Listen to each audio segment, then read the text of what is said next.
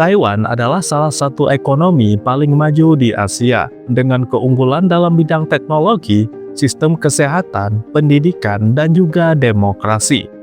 Sebagai pemimpin global dalam semikonduktor, Taiwan memainkan peran strategis dalam ekonomi dan geopolitik global.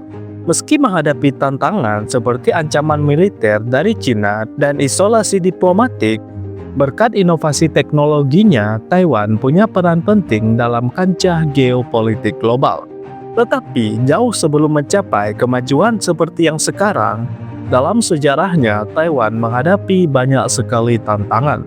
Jadi, di sini kita akan membahas sejarah Taiwan dan cara Taiwan menjadi negara maju.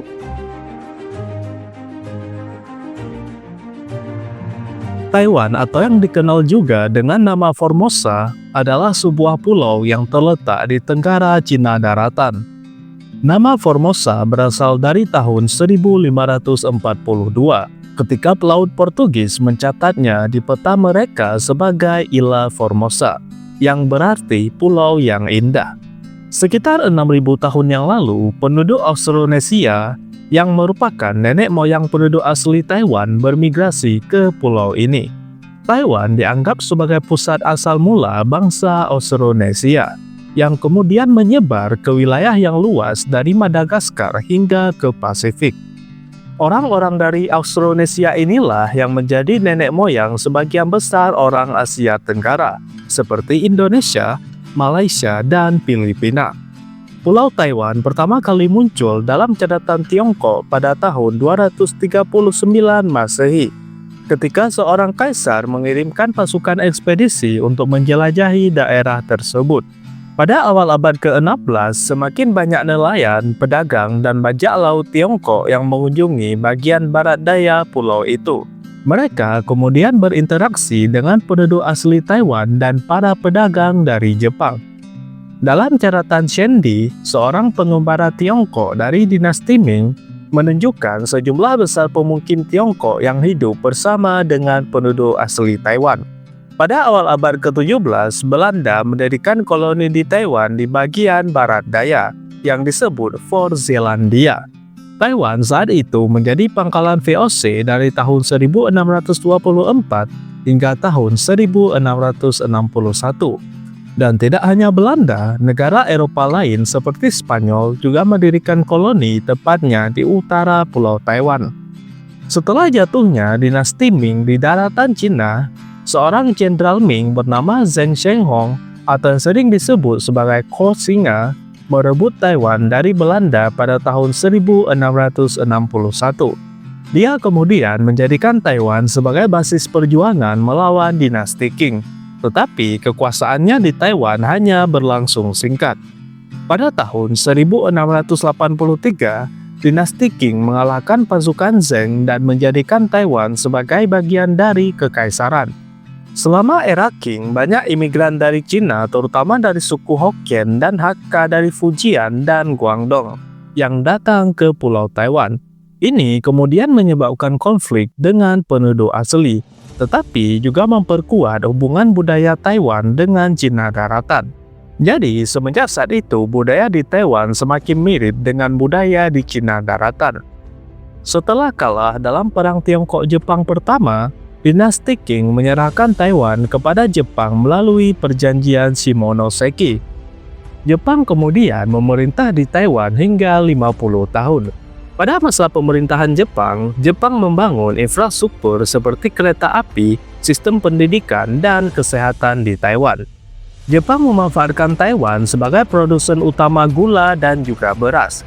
Pengelolaan pertanian modern juga diterapkan yang menjadi dasar ekonomi Taiwan di masa depan. Setelah Jepang kalah dalam Perang Dunia II pada tahun 1945, Taiwan diserahkan kepada Republik Cina atau ROC di bawah pimpinan Chiang Kai-shek. Namun, pemerintahan ROC awalnya penuh dengan korupsi dan ketidakpuasan rakyat. Ketegangan antara penduduk lokal Taiwan dan pemerintah ROC memuncak dalam insiden 28 Februari 1947, yang dimana ribuan orang tewas akibat tindakan keras pemerintah terhadap pemberontakan. Pada tahun 1949 terjadi perang saudara di Cina antara Partai Komunis Cina dan pemerintah Kuomintang dari ROC. Perang ini dimenangkan oleh Partai Komunis Cina yang dipimpin oleh Mao Zedong. Sedangkan Chiang Kai-shek dari Partai Kuomintang dan ROC kemudian melarikan diri ke Taiwan. Mereka mendirikan pemerintahan sementara di pulau tersebut dengan harapan merebut kembali daratan Cina. Pemerintah Kuomintang memberlakukan pemerintahan otoriter dan kontrol ketat terhadap oposisi politik. Dan bahkan pemerintah ROC Taiwan saat itu memperlakukan darurat militer yang berlangsung selama 40 tahun. Tetapi meskipun otoriter, stabilitas politik membantu menciptakan lingkungan yang kondusif bagi pembangunan ekonomi. Pemerintah melaksanakan reformasi agraria yang membagi tanah kepada petani kecil. Langkah ini terbukti berhasil mengurangi ketimpangan sosial yang meningkatkan produktivitas dan menciptakan basis ekonomi pedesaan yang lebih kuat.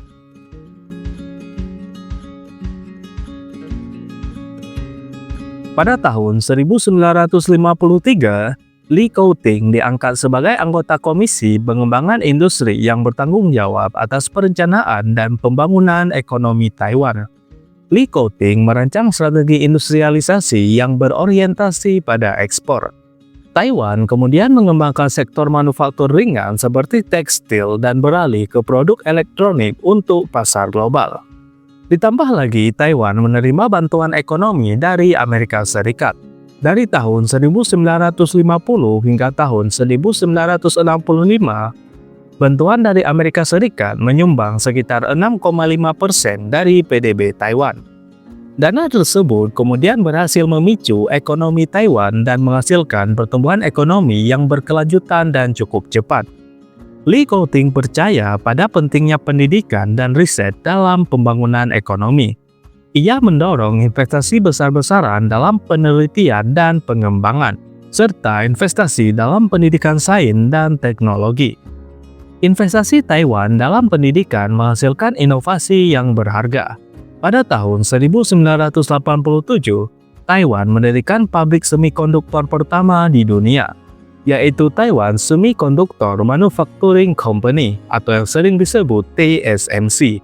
TSMC kini menjadi produsen chip terbesar di dunia yang menopang banyak teknologi global mulai dari ponsel hingga superkomputer. Dan di tahun yang sama juga, ketika ekonomi Taiwan lagi naik, darurat militer di Taiwan resmi dicabut. Dan Taiwan kemudian memasuki era demokrasi, dengan pemilu pertama diadakan pada 1996. Demokrasi ini kemudian memperkuat legitimasi pemerintah dan lebih banyak menarik investasi asing. Berkat adanya inovasi dan investasi dalam bidang teknologi ini, menjadikan Taiwan sebagai pasar teknologi global dengan produksi barang elektronik, semikonduktor, dan produk manufaktur bernilai tinggi lainnya. Berkat kemajuan ekonomi yang pesat ini, menjadikan Taiwan sebagai salah satu dari 4 macan Asia, bersama dengan Hong Kong, Korea Selatan, dan Singapura. Dengan pertumbuhan ekonomi yang pesat, pendapatan per kapita yang meningkat, dan Taiwan menjadi negara dengan standar hidup yang tinggi. Sekarang, mari kita lihat kemajuan apa saja yang sudah didapat oleh Taiwan, dan apa saja tantangan yang dihadapi oleh Taiwan. Taiwan saat ini adalah salah satu ekonomi maju di dunia. Menurut data resmi Bank Dunia, PDB Taiwan bernilai 756 miliar US dollar pada tahun 2023, menjadikannya salah satu dari 25 ekonomi terbesar di dunia. PDB per kapita Taiwan melebihi 32.000 US dollar, yang setara dengan negara-negara maju lainnya di Asia seperti Korea Selatan dan juga Jepang. Taiwan adalah pusat manufaktur semikonduktor dunia. Perusahaan seperti TSMC memproduksi lebih dari 60% chip semikonduktor global, termasuk chip canggih yang digunakan dalam smartphone, komputer, mobil listrik, dan teknologi AI. Tidak hanya dari segi ekonomi, standar hidup di Taiwan terbilang cukup tinggi. Taiwan memiliki salah satu sistem kesehatan terbaik di dunia, yang dikenal dengan National Health Insurance atau NHI. Sistem ini memberikan layanan kesehatan berkualitas tinggi dengan biaya terjangkau untuk seluruh warga negara. Sistem pendidikan Taiwan juga terbilang sangat maju dengan fokus pada sains, teknologi, teknik, dan matematika. Taiwan memiliki universitas-universitas terkemuka di dunia, seperti National Taiwan University, yang menarik mahasiswa dari seluruh dunia. Dari indeks demokrasi pun, Taiwan adalah salah satu negara demokrasi paling matang di Asia. Indeks Demokrasi 2023 oleh Economist Intelligence Unit menempatkan Taiwan sebagai negara demokrasi penuh dan berada di 10 besar dengan kualitas demokrasi tinggi. Meskipun Taiwan sudah sangat mandiri dalam membangun ekonomi dan kualitas hidup penduduknya, tetapi Taiwan bukanlah negara bertaulat karena masih menjadi bagian dari Republik Rakyat Cina. Cina menganggap Taiwan sebagai bagian dari wilayahnya berdasarkan prinsip satu Tiongkok, dan telah menekan negara-negara lain untuk tidak mengakui Taiwan sebagai negara merdeka. Sebagian besar negara di dunia, termasuk Indonesia, mengakui Cina sebagai representasi resmi dari satu Cina. Dan bahkan Amerika Serikat sekalipun yang merupakan sekutu dekat Taiwan, tidak mengakui Taiwan sebagai negara. Taiwan hanya diakui oleh 13 negara saja, dan diplomatik resmi Taiwan hanya kepada 13 negara tersebut. Sedangkan negara-negara lain yang bekerja sama dengan Taiwan hanya menjalin kerjasama informal. Karena kebutuhan akan chip semakin meningkat di dunia, Taiwan menjadi aset strategis bagi negara-negara maju yang bergantung pada pasokan chip. Dan tentunya Amerika Serikat dan Cina sama-sama ingin memperkuat pengaruhnya di Taiwan demi pasokan chip dari Taiwan. Hal ini menjadikan Taiwan pusat dari konflik kepentingan antara Amerika Serikat dan juga Cina. Selain itu, Taiwan juga harus menghadapi tantangan dalam menjaga hubungan baik dengan Amerika Serikat sambil mengelola ancaman dari Cina. Tantangan-tantangan ini menunjukkan betapa rapuhnya posisi Taiwan dalam politik internasional. Namun, berkat kekuatan ekonominya dalam industri teknologi, terutama semikonduktor, membuat Taiwan penting dalam geopolitik global. Jadi, sekian pembahasan kita tentang sejarah dan kemajuan Taiwan. Dan bagaimana menurut pendapat kalian? Apakah suatu saat nanti Taiwan akan menjadi negara berdaulat atau tetap menjadi bagian dari Cina? Silakan tulis pendapat kalian. Dan terima kasih telah menonton video ini. Sampai jumpa di next video. And see ya!